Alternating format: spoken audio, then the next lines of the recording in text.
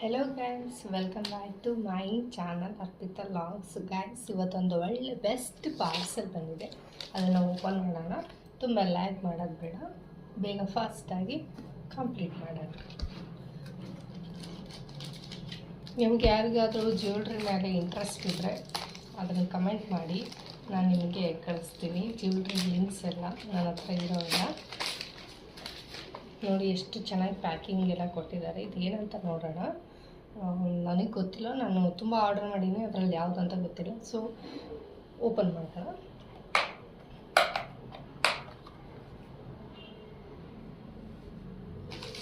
ವಾ,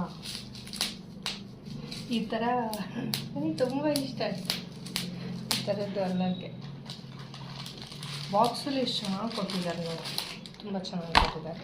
ಇದು ಬಂದು ಏನಂತ ನೋಡಿ,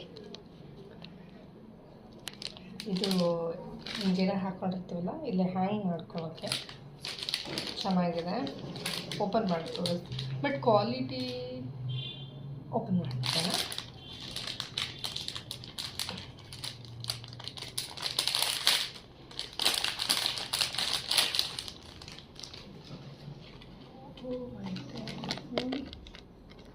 ಕ್ವಾಲಿಟಿ ತುಂಬ ಚೆನ್ನಾಗಿದೆ.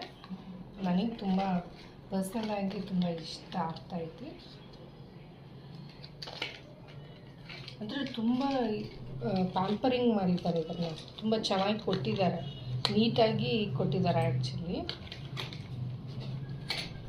ನೋಡಿ, ಈ ಥರ ಇಟ್ಟು ನೀಟಾಗಿ ಮಾಡಿಕೊಟ್ಟಿದ್ದಾರೆ. ಇನ್ನೊಂದು ದೊಡ್ಡದಿತ್ತು, ಇದರಲ್ಲೇ ನಾನು ಚಿಕ್ಕದು ಆರ್ಡ್ರ್ ಮಾಡಿಕೊಂಡೆ. ತುಂಬ ಹೆವಿ ನನಗೆ ಇಷ್ಟ ಆಗಲ್ಲ. ಈ ಥರ ಹಿಂಗೆ ಹ್ಯಾಂಗ್ ಮಾಡ್ಕೊಳ್ಳೋದು, ಇಲ್ಲಿ ಹಿಂದೆ ಹಿಂಗೆ ಇರ್ತಾರಲ್ವ, ಈ ಥರ ಹ್ಯಾಂಗ್ ಮಾಡ್ಕೊಳ್ಳೋದು ತುಂಬಾ ಚೆನ್ನಾಗಿದೆ. ಇದಕ್ಕೆ ನಾನು ಸ್ಕೋರ್ ಕೊಡಬೇಕು ಅಂದರೆ 10ಗೆ 9 ಕೊಡ್ತೀನಿ.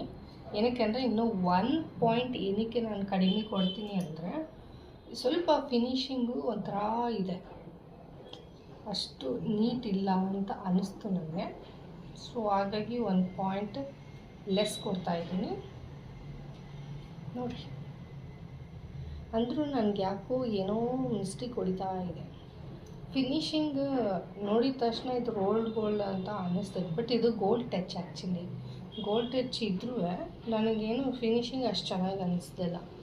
ಸೊ ಹಾಗಾಗಿ ಸುಮ್ಮನೆ ಒಂದು ಸಲ ಯೂಸ್ ಮಾಡೋಕ್ಕೆ.